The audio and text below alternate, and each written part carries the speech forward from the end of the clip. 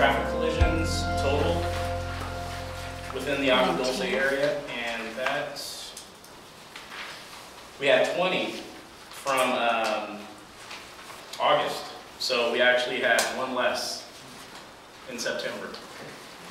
We issued a number of citations which were mainly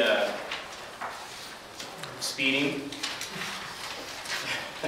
as you can probably imagine, and it numbered, let's see, we had approximately 400, around 350, in between there, 350 to 400 citations that were issued just within the Acton area. We had a series of assault with a deadly weapon, child assault, and assault non-aggravated, all in one address, and numerous narcotics arrests. In fact, we had 1, 2, 3, 4, 5, 6, 7 at roughly the same block. Probably the same house, just list the block number. But all I'll say is it's a neighborhood south of the 14 freeway. It's a dirt road that goes way back to a bunch of houses. But it looks like they visited some people there and made several arrests. And we had one mentally ill. We still have incidents of theft, which I have in your sister city of Acton. We have quite a few of those go down. So this is the first time I've seen that many here in a long time. So I just ask people, sure you lock your doors, your windows. Was it at one of the storage? It looks like 2 of them were at the storage on Davenport because it's the same address. The board unanimously renewed program 287G, and this is basically a memorandum of agreement between the County Board of Supervisors and Homeland Security, Immigration and Customs Enforcement.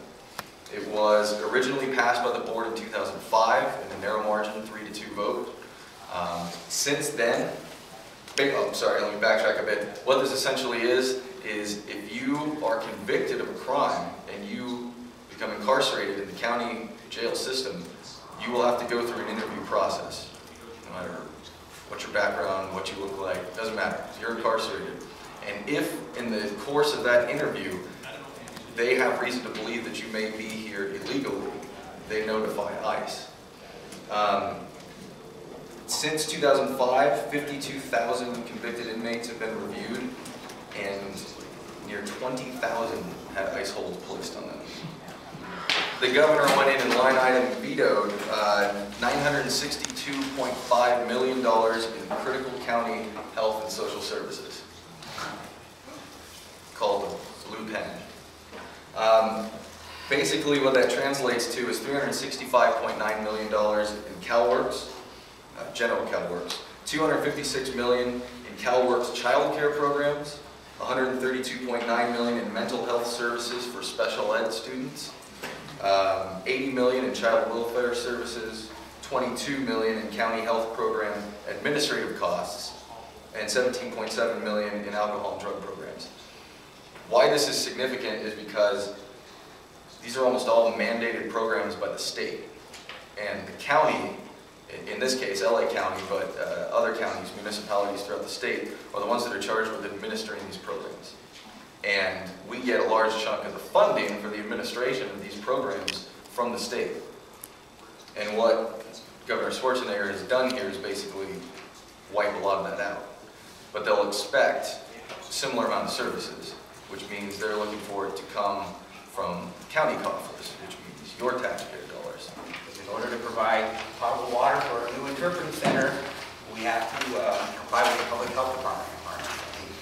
Most of you are all familiar with that, so we have to comply with the same requirements. We had to do extensive well investigations just to determine whether our existing well was meeting current requirements and what do we need to do to upgrade it so that we can provide the water service for the new interpreters. So first, let me start off with the off-site improvements. We are going to improve access to the park by providing a right turn pocket and a left turn pocket off Escondido Canyon Road to provide easier access into the park facility.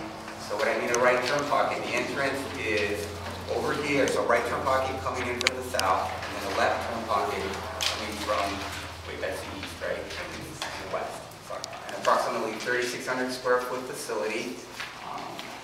And it's going to be a LEED Platinum certification. I want to go over that with you just so you understand. LEED stands for Leadership in Energy and Environmental Design. It's a certification process that we go through for our projects to show that we're building facilities that are environmentally friendly and that conserve water and energy and so forth. So there's different standards that we can achieve for LEED certification. In this case, we're reaching the highest level, which is platinum.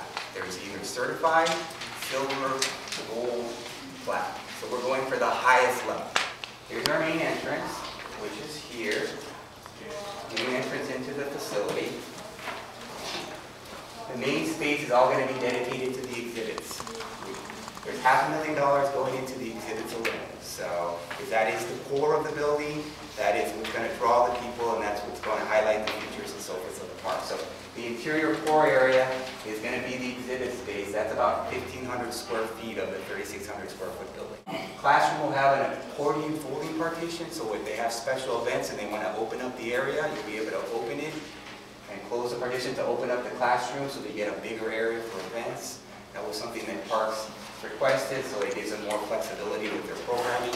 We wanted something that mimicked the rock formations in some form or another, and it just complemented it. So this is an elevation viewing the front, and as you can see, he has some very unique roof orientations that kind of mimic the rock formations and so forth. The design builder a very aggressive schedule. And one of his commitments was that, yes, if we give them the site and we give them a go-ahead with this concept, we would have to go to the board to certify the EIR, award them their contract, which will be sometime in November, December. 16 months from then, they would have this done.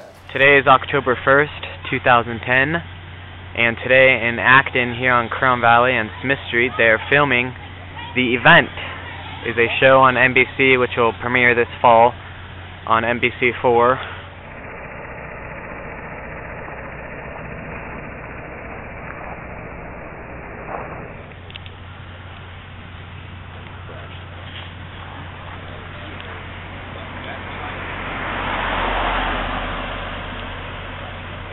That's a minivan.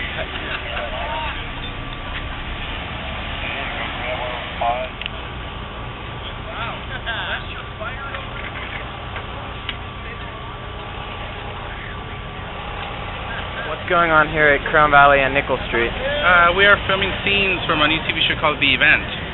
Okay, and when is that going to air on NBC? This episode will probably air in about 5 weeks or so. 5 weeks? I think this is about episode 7 or so.